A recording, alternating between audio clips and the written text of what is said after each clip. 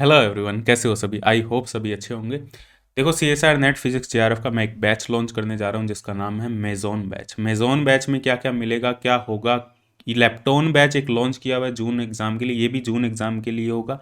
ये इसमें क्या डिफरेंस होगा, इसकी वैलिडिटी क्या होगी, कोर्स स्ट्रक्चर क्या होगा, क्या फीस होगी, ठीक है, क्या डिफरेंस है लेप्टॉन बैच से, फर्मियोन बैच से इसमें, ठीक है, वो सारी चीज़ें अपने डिस्कस करेंगे और कब से स्टार्ट होने जा रहा है वो भी अपने डिस्कस करेंगे। अब जैसा हमारा 15 फरवरी को एग्ज़ाम हुआ था CSIR नेट फिजिक्स का, ठीक है, उसको देख के काफ़ी कंफ्यूज है स्टूडेंट कि हमें आगे के लिए कैसे तैयारी करनी चाहिए, कैसे पढ़ना चाहिए, ठीक है। और क्या हमें स्टैंडर्ड बुक पे ही ज़्यादा जाना चाहिए, हमें PYQ नहीं करने चाहिए, या हमें PYQ करने चाहिए और स्टैंडर्ड बुक के क्वेश्चन भी करने चाहिए, और हमें बुक की एक एक लाइन पढ़नी चाहिए, हमें कैसे तैयारी करनी चाहिए, उसके बारे में हम डिस्कस करेंगे। अब पिछले एग्ज़ाम की बात करें तो हम सभी कह रहे हैं भाई पिछला एग्ज़ाम टफ था। हाँ, टफ था एग्ज़ाम। टफ का मतलब ये नहीं था भाई पैटर्न ही चेंज हो गया। यदि CSIR नेट जो अपना पैटर्न चेंज करता तो वो सभी सब्जेक्ट के लिए करता, फिजिक्स के लिए नहीं करता, सिर्फ केमिस्ट्री के लिए भी करता, लाइफ साइंस के लिए भी करता, ठीक है, मैथ के लिए भी करता। लेकिन केमिस्ट्री का जो पेपर है वो वैसा ही आया है जैसा पहले हमेशा आता है। ऐसा सुनने को कुछ भी नहीं मिला भाई बहुत ही ज़्यादा टफ पेपर था, सभी ने यही कहा भाई बहुत नॉर्मल पेपर था, जैसा हमेशा आता है वैसा ही पेपर था। तो ऐसा कुछ भी नहीं है। CSIR नेट ने अपना पैटर्न चेंज कर दिया। वो पैनल पे डिपेंड करता है कौन पैनल एग्ज़ाम सेट कर रहा है, ठीक है। उन्होंने थोड़ा सा उस लेवल का कर दिया। और क्वेश्चन ऐसे नहीं है वो बाहर से ही क्वेश्चन थे, क्वेश्चन उन्हीं टॉपिक्स में से थे, बस थोड़ा सा उनको थोड़ा सा ट्रिकी बना दिया था। क्वेश्चन को ट्रिकी मतलब थोड़ा सा कॉन्सेप्ट बेस बना दिया था, दो कॉन्सेप्ट को मिक्स कर दिया था। डायरेक्ट जो हमेशा पूछे जा रहे थे वैसा पैटर्न नहीं मिला हमें। इस वजह से क्या हुआ, जो सिलेक्टिव पढ़ के गए थे, जो 5 या 6 पेपर गए थे, उनसे तो बिल्कुल भी नहीं हुआ ये पेपर। जो 9 पेपर जो कंप्लीट सिलेबस करके गए थे, उन स्टूडेंट ने जो ईजी पोर्शन था वो सिलेक्ट कर लिया और ईजी पोर्शन को अटेम्प्ट कर दिया, ठीक है। तो आगे की तैयारी हमें कैसी करनी चाहिए, यदि पहला जैसे पैटर्न आए तो क्या होना चाहिए, और अब वाला पैटर्न यदि सेम, अब वाला एग्ज़ाम ऐसा ही एग्ज़ाम सेम रिपीट होता है आगे, तो हमें क्या करना चाहिए। क्या हमें स्टैंडर्ड बुक की एक एक लाइन पढ़नी चाहिए, क्या हमें सारे स्टैंडर्ड बुक के क्वेश्चन करने चाहिए, ठीक है, हमें अलग अलग फॉरेन राइटर के बुक के क्वेश्चन करने चाहिए, या हमें PYQ ही करने चाहिए, क्या PYQ को छोड़ देना चाहिए। ये सब सारी बातें हैं, इसके बारे में अपने डिस्कस करेंगे, ठीक है। तो देखो, यहाँ पे मैंने लिखा how to study for upcoming exam, जो आने वाला एग्जाम है उसके लिए कैसे स्टडी करें। जो एग्जाम पिछला देखा है मैंने 15 फरवरी का, जो स्टूडेंट ने क्वेश्चन भेजे थे, अभी उसकी रिस्पॉन्स शीट आई थिंक नहीं आई है, ठीक है। उसके अकॉर्डिंग देखो क्या करना चाहिए हमें, ताकि आगे आने वाले टाइम में हमें कोई भी परेशानी ना हो, हमारा आराम से सिलेक्शन हो। यहाँ पे कुछ पॉइंट्स मैंने नोट किए हैं। देखो क्या दिक्कत आती है स्टूडेंट को, किन स्टूडेंट को ज़्यादा दिक्कत आई थी। स्टूडेंट को दिक्कत आई थी जो सिलेक्टिव थोड़ा करके गए थे, जिन्होंने 6 पेपर किए थे, 7 पेपर किए थे, और बाकी टॉपिक, और टॉपिक भी उनमें सिलेक्टिव किए थे। तो जो सिलेक्टिव टॉपिक किए थे उनमें से, जैसे क्वांटम के जो सिलेक्टिव टॉपिक थे उनमें से पेपर थोड़ा सा टफ बना दिया, ठीक है, मतलब कॉन्सेप्ट बेस और थोड़ा सा ट्रिकी, दो कॉन्सेप्ट को मिक्स करके पेपर बना दिए, तो इस वजह से थोड़ी सी प्रॉब्लम हो रही थी स्टूडेंट को। तो किन किन बातों का हमें ध्यान रखना है जो आगे आने वाली तैयारी करनी है हमें। सबसे पहले तो हमें कंप्लीट सिलेबस करना पड़ेगा, सबसे पहला पॉइंट है कंप्लीट सिलेबस। मतलब 90 to 95% सिलेबस हमें कंप्लीट करना पड़ेगा। इसका मतलब 8 से 9 पेपर, 9 पेपर जो लास्ट पेपर है उसको थोड़ा कर सकते हो, लेकिन 8 पेपर तो कंप्लीट करने पड़ेंगे, ठीक है। और करेंगे वैसे ही जैसे हमेशा करते आ रहे हैं। कोई ऐसा नहीं है कि हम अलग से क्वांटम के लिए बुक की प्रॉब्लम कंप्लीट PYQ को छोड़ के हम सारी बुक की प्रॉब्लम करने लग जाएंगे, फिर 3 महीने में तुम्हारी क्वांटम ही नहीं खत्म होगी, 3 महीने तुम्हारी EMT नहीं खत्म होगी, 6 महीने तुम 2 सब्जेक्ट पे दोगे तो डेफिनेटली तुम्हारा सिलेक्शन नहीं होगा, ठीक है। 1 महीने क्वांटम को देना है, 1 महीने EMT को देना है। 1 महीने में क्वांटम कितनी पढ़ सकते हो, 1 महीने में जो ये वाला जो सिलेबस चलता आ रहा है, जो अपने करवा रहे हैं, 1 महीने में उतना ही नहीं कवर होता, तो तुम एक्स्ट्रा कहाँ से करोगे, तुम कहाँ से स्टैंडर्ड बुक की प्रॉब्लम सभी की सभी सॉल्व करने बैठ जाओगे, ठीक है। कहाँ से तुम मतलब जो फॉरेन राइटर्स की बुक है, क्वांटम की अलग अलग टाइप की बुक है, उनको सोल्व करने बैठ जाओगे। अलग अलग टाइप के तुम क्वेश्चन, जो लेंथी क्वेश्चन है, इतने 1 घंटे में एक क्वेश्चन सोल्व होता है, उस क्वेश्चन को कैसे कर सकते हो तुम, इतना टाइम कहाँ पे है। एक दिन में एक ही क्वेश्चन होगा तुमसे वो, ठीक है। ज़्यादा से ज़्यादा 2 क्वेश्चन हो जाएंगे क्वांटम मैकेनिक्स के, 5-6 घंटे उसमें ही तुम लगा दोगे, उसके बाद में बाकी क्या करोगे फिर, ठीक है। तो 3 महीने में तुम्हारी क्वांटम होगी, 3 महीने में EMT होगी, 3 महीने में तुम्हारी जो क्लासिकल मैकेनिक्स से होगी। ठीक है, फिर तुम कैसे अपना सिलेबस कंप्लीट करोगे? कोई 2 साल तक तुम्हें ऐसे थोड़ी है, 2 साल एग्ज़ाम का जो टाइम है वो 2 साल का ड्यूरेशन है, 2 साल में तुम्हें अपनी जो तैयारी है वो कंप्लीट करनी है। तुम्हें तो 6 महीने में करना है, 6 महीने में निकालना है। अब बस ध्यान ये रखना कि अब सिलेक्टिव नहीं करना कि इतना 6 सब्जेक्ट में से इतना कर लिया, ये टॉपिक कर ले तो हो गया, ऐसा नहीं करना। सिलेबस कंप्लीट करना है, क्योंकि सिलेबस कंप्लीट करोगे तो इजी पोर्शन को तुम आराम से टारगेट कर सकते हो। जो जिन पोर्शन में से एग्ज़ाम टफ आएगा उनको तुम स्किप कर सकते हो एग्ज़ाम में, और जो इजी पार्ट है जिससे इजी क्वेश्चन बन रहे हैं, जैसे न्यूक्लियर से इजी क्वेश्चन बने थे, यहाँ पे इलेक्ट्रॉनिक्स से इजी क्वेश्चन बने थे, कई इलेक्ट्रॉनिक्स को छोड़ के गए थे लेकिन इलेक्ट्रॉनिक्स के क्वेश्चन ईजी थे, सॉलिड के क्वेश्चन ईजी थे, सॉलिड को छोड़ के गए थे। करके क्या गए थे? क्वांटम करके गए थे, क्लासिकल करके गए थे, ईएमटी करके गए थे, और उनके क्वेश्चन थोड़े से ट्रिकी आ गए। तो इस वजह से सिलेबस कंप्लीट नहीं था, 6 पेपर करके गए थे, तो उस वजह से क्या हुआ, जो पैटर्न थोड़ा सा गड़बड़ हुआ, और पैटर्न के गड़बड़ होने की वजह से क्या हुआ, थोड़े से क्वेश्चन कॉन्सेप्चुअल आए।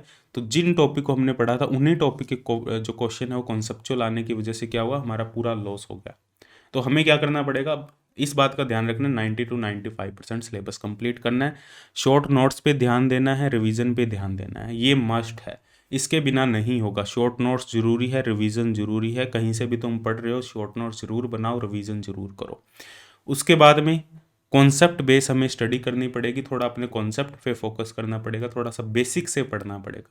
ये नहीं है भाई हम बहुत ही ज़्यादा डीप जाके भी पढ़ रहे हैं, कॉन्सेप्चुअल पढ़ना है, टॉपिक की एक अंडरस्टैंडिंग होनी चाहिए।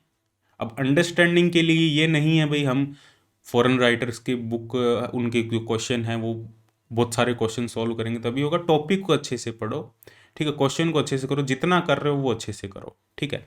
उसके बाद में पीवाईक्यू प्रॉब्लम, ऐसा नहीं है भैया पीवाईक्यू प्रॉब्लम नहीं करनी है हमें, पीवाईक्यू प्रॉब्लम भी हमें करनी है, वो मस्ट है, वही हमारा बेसिक बिल्ड करेगी, ठीक है।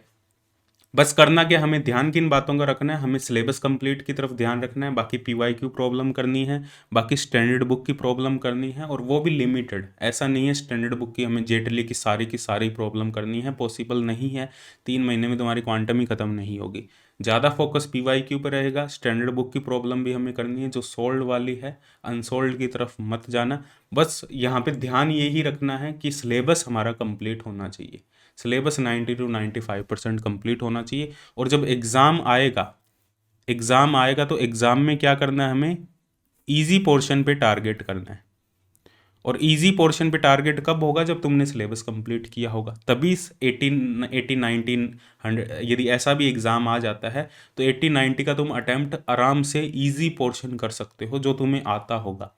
बाकी तो एक्स्ट्रा तुम करोगे, 80 90 का तो इतना इजी होगा। ये कब होगा, जब तुम सिलेबस को कंप्लीट करोगे, और सिलेबस उसी पैटर्न में कंप्लीट करना है जैसा चलता आ रहा है, जैसे हम तैयारी करते आ रहे हैं वैसा ही करना है। कोई अपने आप को चेंज करने की ज़रूरत नहीं है, बस थोड़ा सा जो टॉपिक अब दोबारा रिवीजन, जो पहले से तैयारी कर रहे हैं, जो टॉपिक को दोबारा रिवीजन कर रहे हैं, वो थोड़ा सा टाइम और दो, इसको सब्जेक्ट को थोड़ा सा, मतलब कॉन्सेप्ट को और टाइम दो, थोड़ी सी अंडरस्टैंडिंग और बढ़ाओ, बस ये हो सकता है। थोड़ा सा सोचो खुद, थोड़ी सी अंडरस्टैंडिंग बढ़ाओ, बस इसके अलावा कुछ नहीं करना। बाकी हर एक सब्जेक्ट को इक्वल वेटेज देना है, ये नहीं भाई क्लासिकल, ईएमटी, क्वांटम और जो हमारे पास में जो 4 मेजर सब्जेक्ट है, सिर्फ उनमें से हाँ डेफिनेटली पोर्शन ज़्यादा आता है उनमें, लेकिन सब्जेक्ट सभी को इक्वल वेटेज पे रखना है हमें। क्योंकि क्वांटम में मान लो, देखो क्यों ऐसा मैं बोल रहा हूँ, क्योंकि क्वांटम में मान लो हमारे पास में 40 मार्क्स का आ रहा है, और इलेक्ट्रॉनिक्स में हमारे पास में 20 मार्क्स का आ रहा है। तुमने क्वांटम में 2 महीने लगाए, इलेक्ट्रॉनिक्स में तुमने 15 दिन लगाए, ठीक है। और 40 मार्क्स का जो क्वांटम आ रहा है, क्या 40 का अटेम्प्ट कर पा रहे हो? 40 में से वो 20 25 मार्क्स का तो उसने इस बार टफ ही बना दिया, जो अटेम्प्ट ही नहीं हो रहा था। तो 2.5 महीने भी हमने वेस्ट किए, 2 महीने भी वेस्ट किए, और वो अटेम्प्ट भी नहीं हो रहा था, ठीक है। तो वो 20, और अटेम्प्ट कितना कर रहे थे, 15 से 20 मार्क्स का, और इलेक्ट्रॉनिक्स कंप्लीट ईजी थी तो 20 मार्क्स, इसमें भी 15 से 20 मार्क्स का ही अटेम्प्ट हो रहा था। तो इस वजह से मैं कह रहा हूँ जो वेटेज है वो अपने सभी को इक्वल लेके चलेंगे, वो उनकी वेटेज अलग है, वो एग्जाम में 40 मार्क्स का क्वांटम आ रहा है, लेकिन हमें इक्वल वेटेज रखनी है। हमें इलेक्ट्रॉनिक्स को भी टाइम देना है, हमें सॉलिड स्टेट फिजिक्स को भी टाइम देना है, हमें एटॉमिक एंड मोलिकुलर को भी टाइम देना है, हमें न्यूक्लियर को भी टाइम देना है, ताकि वो तो हमारे मार्क्स कंप्लीट एकदम पक्के हो एकदम, ठीक है, ताकि उनमें से हमारा कुछ लॉस ना हो। हाँ क्वांटम टफ आ गई तो थोड़ा बहुत हम अटैम्प्ट कर सकते हैं, ईएमटी टफ आ गई तो थोड़ा बहुत अपने उसमें से अटैम्प्ट कर सकते हैं, क्लासिकल टफ आ गए तो थोड़ा बहुत अटैम्प्ट कर सकते हैं, लेकिन जो ईजी है कम से कम उनमें तो हम उतना टाइम देना, उनमें से हमारे क्वेश्चन गलत ना हो। इन चीज़ों का हमें ध्यान रखना है। तो कंप्लीट सिलेबस, इक्वल वेटेज देना है, पीवाईक्यू करना है, स्टैंडर्ड बुक की प्रॉब्लम करनी है, और इतना ही टाइम देना है एक सब्जेक्ट को जितना देना चाहिए। ये नहीं है भाई 3 महीने तुम क्वांटम में पढ़ते रहो, 3 महीने तुम ईएमटी ही पढ़ते रहो, ऐसा नहीं होना चाहिए। इससे सिलेक्शन नहीं होगा। फिर 2 ही सब्जेक्ट करके जाओगे, 2 सब्जेक्ट से सिलेक्शन नहीं होगा, कभी भी नहीं होगा। ठीक है, उसके बाद में चलो अपने, आई थिंक इतना मैंने इसके बारे में बता दिया तुम्हें, एग्जाम के बारे में हम कैसे तैयारी करेंगे आगे। बाकी जब रिस्पॉन्स शीट और आ जाएगी थोड़ा सा मैं और एनालिसिस करूंगा उसको, और देखेंगे भाई क्वेश्चन किस टाइप के और बने हैं। बाकी यही पैटर्न रहने वाला है, स्विच करने की ज़रूरत नहीं है भाई, इस डायरेक्शन में हम चले जाएं, इस डायरेक्शन में हम चले जाएं, अलग डायरेक्शन में जाने की ज़रूरत नहीं है, सेम वैसे ही तैयारी करो, बट सिलेबस कंप्लीट करने की कोशिश करो, यही मैं कहूँगा। शॉर्ट नोट्स, रिवीजन पे फोकस करो, सभी सब्जेक्ट को इक्वल वेटेज दो, उतना ही टाइम दो। Electronics, nuclear, atomic, solid, classical जिनमें से थोड़ा इजी पार्ट बनता है उन पे थोड़ा सा ज़्यादा फोकस करो। और जैसे जो तुमने पेपर जो बीएससी वाले कुछ अपने पेपर छोड़ देते हैं, जैसे थर्मो हम छोड़ देते हैं, और क्लासिकल में भी अपने कुछ बीएससी वाला पोर्शन छोड़ देते हैं, तो थोड़ा सा उनको तुम बिल्ड कर सकते हो, उनसे भी फ़र्क पड़ता है। जैसे थर्मो के क्वेश्चन भी थे, क्लासिकल बीएससी वाले के इसके भी क्वेश्चन थे, तो उनको भी अपने इजीली टारगेट कर सके। जो पहले से तैयारी कर रहे हैं वो उन पे फोकस कर सकते हैं दोबारा। अब तुम्हारे पास में टाइम है, तुमने 1 साल दिया है, तुम्हारा नहीं हुआ, तो तुम उस दोबारा उस पोर्शन पे, इजी जो बीएससी वाला पोर्शन है, थोड़ा सा उस पर टारगेट कर सकते हो। थर्मोडायनेमिक्स हम नहीं करते हैं, क्लासिकल मैकेनिक्स में जो न्यूटोनियन मैकेनिक्स, थोड़ा हमने रिजिड बॉडी डायनेमिक्स वगैरह ये सारी चीज़ें नहीं करते हैं, तो उन पे थोड़ा सा फोकस कर लेना। ठीक है, उनसे क्वेश्चन हो जाते हैं आराम से। आगे डिस्कस करते हैं, फिर अपने बैच के बारे में डिस्कस करते हैं। अब देखो, जो मेजॉन बैच अपने लॉन्च कर रहे हैं, इसमें तुम्हें क्या क्या मिलने वाला है। मेजॉन बैच में हमें थ्योरी लेक्चर, सेम वही पैटर्न है, थ्योरी लेक्चर मिलेंगे रिकॉर्डेड फॉर्मेट में, टॉपिक वाइज तुम्हें असाइनमेंट मिलेंगे, 2 कैटेगरी होगी, पीवाईक्यू, स्टैंडर्ड बुक के। ठीक, असाइनमेंट के तुम्हें वीडियो सॉल्यूशन मिलेंगे, असाइनमेंट की पीडीएफ सॉल्यूशन मिलेगी, वीडियो सॉल्यूशन मिलेंगी, और इन असाइनमेंट को तुम अपने मोबाइल में डाउनलोड कर सकते हो, अपने पास में रख सकते हो। क्लास नोट्स की तुम्हें पीडीएफ मिलेगी जो क्लास में पढ़ाया जाएगा। टेस्ट किट मिलेगी जिसमें सेक्शनल टेस्ट होंगे, ईच हर एक टॉपिक पे टेस्ट मिलेंगे, जो असाइनमेंट मिलेंगी उससे रिलेटेड टेस्ट होंगे। इंडिविजुअल पेपर टेस्ट होगा, मतलब क्वांटम का अलग होगा, क्लासिकल का अलग, वो भी टेस्ट मिलेंगे। फुल लाइन टेस्ट मिलेगी तुम्हें एग्जाम पैटर्न के अकॉर्डिंग, जो अपने जब लास्ट में 1 महीना रह जाएगा तब तुम्हें ये फुल लाइन टेस्ट सीरीज मिलेगी। टेस्ट की तुम्हें वीडियो सॉल्यूशन मिलेगी हर एक टेस्ट कैटेगरी में। ठीक है, व्हाट्सअप डाउट क्लियरिंग फैसिलिटी, तुम्हें एक व्हाट्सअप नंबर दिया जाएगा, उस व्हाट्सअप नंबर पे तुम ऑडियो मैसेज भेज सकते हो, स्क्रीनशॉट भेज सकते हो, कुछ भी, मतलब उस पे उसके थ्रू तुम्हारे जो डाउट है वो क्लियर किए जाएंगे। व्हाट्सअप कॉल कर सकते हो, लाइव इंटरेक्शन होगा एज पर शेड्यूल, तुम्हें एक गूगल ग्रुप में ऐड कर दिया जाएगा, वहाँ पे तुम्हें लाइव इंटरेक्शन के लिए लिंक मिल जाएगा, जब इंटरेक्शन होगी तुम्हें नोटिफाई कर दिया जाएगा। एग्जाम गाइडेंस के रिकॉर्डिंग लाइव इंटरेक्शन होगी हमारे पास में। ठीक है, उसके अलावा शेड्यूल क्या होगा, इसका शेड्यूल होगा क्वांटम मैकेनिक्स पहले होगा, फिर न्यूक्लियर, फिर एटॉमिक, फिर classical, thermo, mathematical, electromagnetic theory, electronics and solid state physics. ये हमारा शेड्यूल होगा, क्वांटम से स्टार्ट करेंगे, सॉलिड स्टेट तक जाएंगे। ठीक है, कोर्स फीस क्या है मेजोन बैच की? कोर्स फीस है 7867.5। ये कंप्लीट फीस है, कोई एक्स्ट्रा चार्ज नहीं है इसके ऊपर, कोई ट्रांजैक्शन चार्ज को इसके अंदर इंक्लूड किया गया है। ठीक है, वैसे फीस 25,000 होती है, लेकिन इस कोर्स की जो फीस है वो है 7867.5। ठीक है, कोर्स ड्यूरेशन क्या है? 1 मार्च से कोर्स स्टार्ट होने जा रहा है, 31 अगस्त, 6 महीने, मार्च, अप्रैल, मई, जून, जुलाई, अगस्त, 6 महीने का कोर्स है। 1 मार्च से स्टार्ट होगा, 31 अगस्त तक तुम्हारा जो सिलेबस। अब देखो, 31 अगस्त तक तुम्हारी वैलिडिटी रहेगी इस कोर्स की।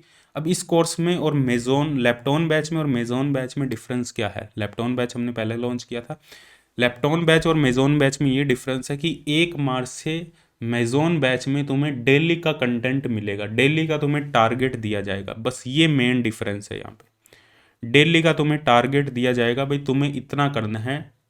28 फैब है, 28 फैब को रात को 12 बजे अपलोड कर दिया जाएगा कंटेंट, कि तुम्हें 1 मार्च को इतना कवर करना है। 1 मार्च को रात को 12 बजे अपलोड कर दिया जाएगा कि 2 मार्च को तुम्हें इतना कंप्लीट करना है।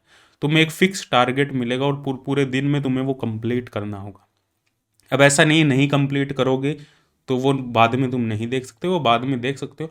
पर ये बैच इसी वजह से बनाया गया है कि हर कोई अपना शेड्यूल फॉलो नहीं कर पाता, कि एक तुम्हें टारगेट मिलेगा तो तुम उस शेड्यूल को फॉलो कर पाओगे। और जून लास्ट तक ये सिलेबस का टारगेट कंप्लीट हो जाएगा। 4 महीने हैं लगभग, मार्च अप्रैल मई जून, जून लास्ट तक ये कंप्लीट कवर हो जाएगा। और मेरे हिसाब से देखो टारगेट थोड़ा सा बड़ा होगा, डेली के तुम्हें कम से कम 7 से 8 घंटे देने होंगे इसमें, ठीक है। इतना टाइम दोगे जब जाके 4 महीने में ख़त्म हो पाएगा। अब तुम नहीं टारगेट कंप्लीट करोगे तो फिर तुम इस वजह से जो जून जुलाई अगस्त जो वैलिडिटी है इसकी वो अगस्त तक है, तुम बाद में भी उसको कंप्लीट कर सकते हो। पर टारगेट अपने जून को ही कर रहे हैं। जून में 4 महीने में जो तुम मैक्सिमम जितना कर सकते हो वो करो सिलेबस को, ठीक है। और फिर भी यदि जून तक भी तुम अपने टारगेट को पूरा नहीं कर सके तो तुम अगस्त तक उसकी वैलिडिटी रहेगी, तुम अपना कवर कर सकते हो सिलेबस को। अगस्त के बाद में यदि जून में बाई चांस थोड़ा सा हम इधर उधर रह गए, नहीं हो पाया, क्योंकि हम मार्च से स्टार्ट करेंगे तो हो सकता है थोड़ी सी कमी रह जाए, ठीक है। तो दिसंबर के लिए हम अगस्त तक हमारा सिलेबस कंप्लीट हो जाएगा, तो दिसंबर के लिए तुम ऑलरेडी प्रिपेयर हो जाओगे, ठीक है। तो इस वजह से ये 1 मार्च से स्टार्ट हो रहा है, इसकी वैलिडिटी 31 अगस्त तक रहेगी, 31 अगस्त तक। अब मेन लैपटॉन देखो, अब यदि तुम अभी बैच ज्वाइन करोगे, यदि तुम लैपटॉन ज्वाइन करते हो तो तुम्हें कंप्लीट मिल जाएगा जितना अभी रिकॉर्डेड है। क्लासिकल मैकेनिक्स लगभग खत्म होने वाली है, 4 सब्जेक्ट हमारे खत्म हो चुके हैं, क्लासिकल तक तुम्हें कंप्लीट सिलेबस मिल जाएगा। यदि तुम मेजोन ज्वाइन करते हो तुम्हें डेली का टारगेट मिलेगा, ये है। और वो जून तक तुम्हें, जून लास्ट तक तुम्हें कंप्लीट टारगेट जो कंप्लीट सिलेबस है वो मिल जाएगा। पर वो तुम्हें डेली का मिलेगा, भाई इतना मुझे करना है, वो तुम्हारे अकॉर्डिंग है, तुम कैसे कर सकते हो उसको, ठीक है। अब लैपटॉन ज्वाइन करते हो तो लैपटॉन में एक साथ मिल जाएगा, मेजोन में तुम्हें डेली का मिलेगा, बस ये डिफरेंस है इन दोनों बैच में, ठीक है। बाकी फीस स्ट्रक्चर ये होगी। फीस रिटर्न की बात करें तो मैंने एक अनाउंसमेंट की थी 1 फरवरी को कि जो भी क्वालिफाई करता है नेट जेआरएफ जून एग्ज़ाम का, ठीक है, उसको अपनी फीस रिटर्न कर दी जाएगी। चाहे नेट का एग्ज़ाम क्वालिफाई करता है, चाहे जेआरएफ क्वालिफाई करता है, क्वालिफाई होना चाहिए, कोई भी रैंक हो, उसकी फ़ीस रिटर्न कर दी जाएगी। बस ट्रांजेक्शन चार्ज 300-400 रुपये वो रिटर्न नहीं होंगे, बाकी कंप्लीट फीस उसको रिटर्न कर दी जाएगी विदिन 1 वीक। ये पॉलिसी इसमें भी रहेगी, मेजोन बैच में भी ये पॉलिसी रहने वाली है। ऐप फीचर की बात करें तो वीडियो को ऑफलाइन मोड में डाउनलोड कर सकते हो, स्पीड को कम ज़्यादा कर सकते हो, पीडीएफ फाइल असाइनमेंट को तुम अपने मोबाइल में डाउनलोड कर सकते हो, लैपटॉप में डाउनलोड कर सकते हो।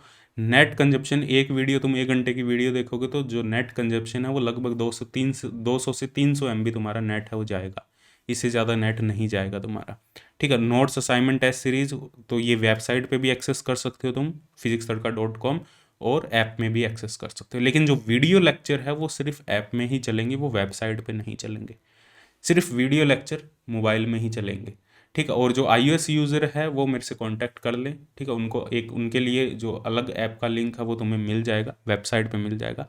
हेल्पलाइन नंबर ये है, इस पे कांटेक्ट कर सकते हो, मैसेज डाल सकते हो, मेल कर सकते हो physicstadka@gmail.com, ठीक है। और कोर्स से रिलेटेड कोई भी इन्फॉर्मेशन चाहिए, ठीक है, मेजोन बैच से रिलेटेड क्या होने वाला है इसमें, क्या कोर्स फीचर है, बाकी मैंने सब कुछ चीज़ें बता दी है, तो डायरेक्ट मैसेज डाल देना, वेबसाइट मेल आईडी पे कनेक्ट कर सकते हो, ठीक है। और कैसे पढ़ना है उसके बारे में मैंने तुम्हें बता दिया कंप्लीट, ठीक है। और इसका जो लिंक है, ऐप का लिंक और वेबसाइट का लिंक है, वो तुम्हें डिस्क्रिप्शन में मिल जाएगा, ठीक है।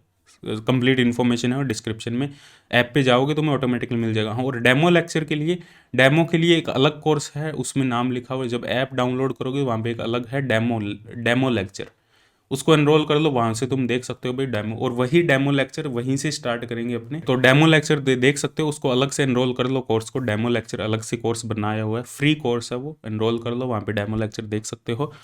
फिर तुम्हें डेमो सही लगे, तुम्हें पैटर्न समझ में आए तो तुम मेजोन बैच को ज्वाइन कर लो, ठीक है। और जो अभी जून को देखो, जो स्टूडेंट ऐसे हैं जो जून को टारगेट कर रहे हैं उनके लिए मेजोन बैच सबसे बेस्ट है, ठीक है। और जो दिसंबर को टारगेट कर रहे हैं वो फर्मियोन बैच या हेड्रोन बैच वगैरह ज्वाइन कर सकते हैं, वो मेजोन बैच ज्वाइन मत करना, ठीक है। और जो मतलब देखो, ये जो बैच है ये उन स्टूडेंट के लिए है जो अपनी तैयारी को थोड़ी सी और इन्हेंस करना चाहते हैं, जिन्होंने थोड़ी तैयारी की थी, उनका अच्छे से मतलब जितना एक्सपेक्टेशन थी उतना नहीं हो पाया था, तो इस वजह से उन्हें एक टारगेट मिलता रहेगा तो वो कंप्लीट सिलेबस यहाँ पे कर सकते हैं। बाकी तुम लैपटॉन भी ज्वाइन कर सकते हो, लैपटॉन में तुम्हें जितना भी रिकॉर्डेड है क्लासिकल मैकेनिक्स तक वो एक साथ मिल जाएगा। थर्मोडायनेमिक्स स्टैटिस्टिकल मैकेनिक्स अपने 1-2 दिनों में अभी स्टार्ट करेंगे, मैथमेटिकल फिजिक्स नेक्स्ट मंथ में होगा, ईएमटी भी तुम्हारा, मैथमेटिकल फिजिक्स तुम्हारा नेक्स्ट मंथ में कंप्लीट हो जाएगा, ईएमटी उससे नेक्स्ट मंथ में कंप्लीट हो जाएगा, फिर इलेक्ट्रॉनिक्स स्टार्ट करेंगे, फिर सॉलिड स्टेट फिजिक्स स्टार्ट करेंगे। तो बस फोकस यही रखना, अब तैयारी कर रहे रहे हो तो फोकस यही रखना। जो नए स्टूडेंट है, जो अभी तैयारी स्टार्ट कर रहे हैं, वो भी यही फोकस रखना।